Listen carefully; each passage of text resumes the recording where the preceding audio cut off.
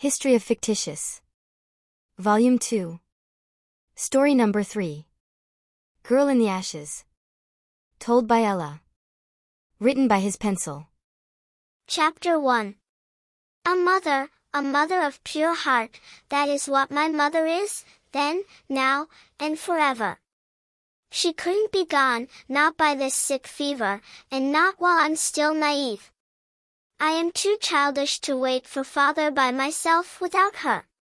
Sure, I have plenty of friends to keep me company, but the animals only seem to come when she's around. I don't think I have that same effect on them. They always seem to play hide and seek with me. I must be strong. There are several toys I can play with and books to read. I do know how to cook meals and take care of the animals, despite their games. Perhaps I could even get father to take me with him. I can handle myself being 8 and all. 8, I think, is the perfect year to celebrate growing up. At least for me anyway. Oh, how I miss her. Her voice. Her smile. Her pure love. She is probably purer than the Queen of Amishi herself. That being said, the Queen knew my mother personally. She just might agree with me. They were the most unlikely, but very best friends. She'll be at the funeral too, along with her husband and son. I believe Lady Harriet will be there also with her daughters. They are very pretty and have the nicest of things. I love Lady Harriet's name too, it sounds so beautiful, especially with Lady added in front of it. The carriage finally comes to a stop, and we are at the church. Mother will be inside, waiting for us to say our last goodbyes. I don't think I'll be able to hold myself together to speak. That's why I brought my mother's favorite book. It could do the talking for me. I still feel like I should tell her in my own words how much I love her, but in a way, the story is how she told me. Father helps me out of the carriage. He did it the way he always did. Lifting me like I am flying, then set me back on the ground. I suspect he wouldn't have done it if I didn't look so sad. All the blackness in everyone's clothing didn't make me any happier. It's a shame how beautiful my own dress was, despite its black and gray colors. Do we really have to wear such dreary clothes, Father?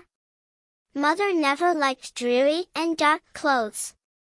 She likes bright ones, like yellows, pinks, and sky blues, I tell him. He takes my hand as we walk inside the church and says, "It's for mourning, my dear Ella, but I made sure the flowers were those bright colors you speak of." I nod. Many people are inside waiting for us. I see the Queen immediately with her family in the front row. She is pretty but covered in sadness. I am surprised when we sit next to her. My father smiles at her. "How are you holding up, my queen?" She dabs her eyes, as well as I can. She's helped save my life and my child more than once. And the search for your daughter? The Queen shakes her head, still nothing. We haven't a clue. They stop talking when the priest steps up to the pulpit. The priest speaks for a long time before anyone else. Mariel, our closest neighbor, stands after him. Her house is more than 1 mile from our own, and she owns a dress shop. She made the dress I'm wearing right now, and no one else could make finer dresses than she. In her goodbye, she mentions how far apart our houses are, but how the distance doesn't stop us from being friends. I love everything she says in her sweet voice. She's like my mother, but she is still very young and ready to be wed. I hope she finds herself a handsome prince. Thinking of princes, I take a quick glance at Prince Ed. He is only a year older than me, but he is swinging his legs furiously as I did a year ago at my only aunt's funeral. Mother told me it wasn't ladylike to swing my legs in such a manner. This is what Prince Ed's father tells him too, except he says gentleman. I realize then, it is my turn to say goodbye. I stand and my father follows me. I don't want him to. I'll look much younger than I am if he helps me in any way with reading Mother's story. This thought vanishes though, as I realize how much his support is needed when my legs wobble. I open Mother's book to the first page and read, Lady Bobo sees the good in everything. In the people on the street and the places known and not known. She loves the grass and how it's green. She loves the blossoms in the trees. She loves the tiny pixies and pretty fairies. She loves the mere people in the sea. She loves how everyone and place is different. She even loves all the witches. A grunt comes from the king, but I continue reading, and more than anything, she loves the love mothers feel. I love you oh so much. Father closes the book for me, and we return to our seats. The priest then gets back up, says a few more words, then lets everyone go up to Mother's coffin to say individual goodbyes. Everyone stands and forms a line. Afterward, they bury her coffin in the ground. I can't control my tears at this point, and they fall on the dewed ground. Lady Harriet and her daughters come up to Father and me. Lady Harriet takes Father's hand and says, I know the pain you must be going through. My husband too isn't feeling quite well. I can only assume this terrible sickness is spreading throughout the kingdom. Who knows when it's his own time to go on. Father puts his other hand on top of hers and says, you mustn't be here then. Spend as much time with your husband as possible. Lady Harriet nods and slips her hand away to brush a tear from my face. Stay bright, young Ella. She and her girls head home to comfort their ill father. You don't think the same thing will happen to Lady Harriet and her girls, do you? I ask, sad for them. Father puts one arm around me. I hope not, Ella. I hope not. Fate is the only thing to decide that, however. We must stay bright as she said. A tap touches my shoulder. Father and I spin to see Prince Ed. Mother says as your prince, I must share my sympathy, he begins, then in an apathetic way he says, I'm so very sorry for the death of your mother. He turns to look at his mother to see if he can go back to running around. She gestures to him to kiss my hand. He sighs, dropping his shoulders as he takes my hand. He turns and finally lays a brief kiss on my knuckles. After that, he drops it and rubs his sleeve on his lips. See? He still thinks girls have cooties. He honestly needs to grow up.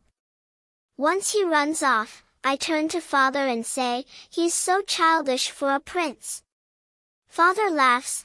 One thing you need to know, is boys take longer than girls to mature, behaviorally and physically.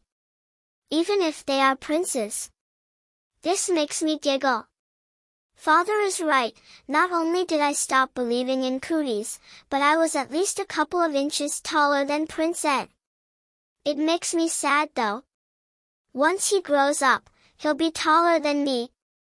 I like being taller than a prince. It's almost like I'm in a higher class than he is, but I'm really not. Just a common girl who is well off. I say we head home, Ella. It's about time we let your mother rest, Father says. Can I kiss her one last time? I ask. Father nods, so I walk to her gravestone. I press my hand to my lips and then blow it up into the clouds where I think she might be. Father then picks me up and puts me over his head onto his shoulders until we get to the carriage. Dear Creator above, is my mother safe in your arms? Please make sure she gets the best. Here are some recommendations to give to her for her arrival home. She loves yellows, pinks, and sky blues. Don't get her any jewels, just flowers. Her favorite meal is eggs and bacon. She also really loves chocolate-covered strawberries. She's only had them a couple of times, but I know she'll love you forever if you make her some. She loves the story of Lady Bobo. You probably do too. Oh, and don't forget to paint the sky orange, purple, and pink for her too. She loves it when you do that. I love it too. Good night, Creator above. Amen, I say in my prayers for dinner. Father says amen too, but then he says, you forgot to bless the food, Ella. Oh. I shut my eyes again and say, and bless Mother's eggs and bacon. Don't forget the strawberries. Amen. Father says amen again with a smile and says another prayer, which I close my eyes a third time. Creator, please bless this food we are about to eat, and thank you for it. Amen, Father says. Amen, I say, then wait for another prayer to be said before opening my eyes. You can open your eyes now, Ella. That's the last prayer. I open my eyes and dig into our delicious dinner made by one of the good ladies who attended the funeral. It really was a delightful dinner, yet quiet with Mother gone. She's probably too busy to talk with all the covered strawberries in heaven. I decide quiet is nice. A knock comes at the front door. Father wipes his face with a napkin before going to answer it. I watch as he leaves the dining room. When he opens the front door, I hear Lady Harriet's cry. I quickly jump out of my seat to see what is happening. Lady Harriet is in tears, hugging Father for support. Through her cries, she says, "He's gone. He's gone." Father comforts Lady Harriet, "Calm down. Please, you're all right. Ella, will you help Lady Harriet into the sitting room? I'll get her girls. Are they still at your house, Lady Harriet?" She nods as I take her hand softly and lead her into the sitting room. Father takes off on his horse and Lady Harriet's steed to get her daughters. I pull out Mother's old chair and sit Lady Harriet down. She manages her tears and says, "You are most kind, Ella." "Thank you." I smile, "Anything for you, Lady Harriet. It's a time of great loss. I understand. If there's anything you need, let me know." She smiles back, "A song would be lovely, a happy one, like the story you read today." I nod and go to our piano. I play one of the songs Mother and Father wrote together. You hear the thunder, I hear the rain. You think it's frightening, I think it washes the pain. And in the darkness, you worry away. But I see the stars shine, see the moon big and bright. Look out for the fireworks, as they light up the night. So take my hand, there are no fears tonight. Let your heart open up and look to the sky. Do you see, I know. The world's quite a show. Miracles happening here and there. There's no darkness to be near. It just depends on what you see. There could be fireflies. Or a whole new fantasy. There's no such thing as storms. And the darkness lost its might. As long as you can think of things that are going right. There's a pause in my singing for a piano solo. It goes quickly, yet I messed up more than once. I still haven't gotten the hang of playing. Father is much better than me, and Mother was a better singer. I don't think I'll ever have her beautiful voice. I start to sing again, but my voice and the keys are softer. Now just listen to your heart. Can you feel it steady beating? Do you know what that means? It means you no longer see the raging storm. There is now a fire keeping you safe and warm. I play the last few keys, stand up, and sit in my chair by Lady Harriet. She's calmer now. What talent you have! You have a beautiful voice, Ella. I blush, thank you, but I'm not nearly as good as my mother. She squeezes my hand softly. You'll get better. Tell me, do you wish to be a singer? I shake my head, not really. I just like dreaming about different possibilities. That's why I try new things all the time. Father comes back inside with Lady Harriet's daughters. They join us, and Father says, you can stay here for the night if you wish. I spoke to some of the king's men, and they will deal with the arrangements. Tomorrow will be another funeral. Ella, can you lead Tessa and Clara to one of our guest rooms? I nod and tell the two girls to follow me. I lead them to our biggest guest room. It has only one bed, but it is large enough for the two of them. They both thank me, but then Tessa says, do you have any food? We haven't eaten yet. I smile at them. Yes, we were starting to eat when your mother came. There's still some left. Would you like me to grab you a plate? Clara and Tessa nod in delight.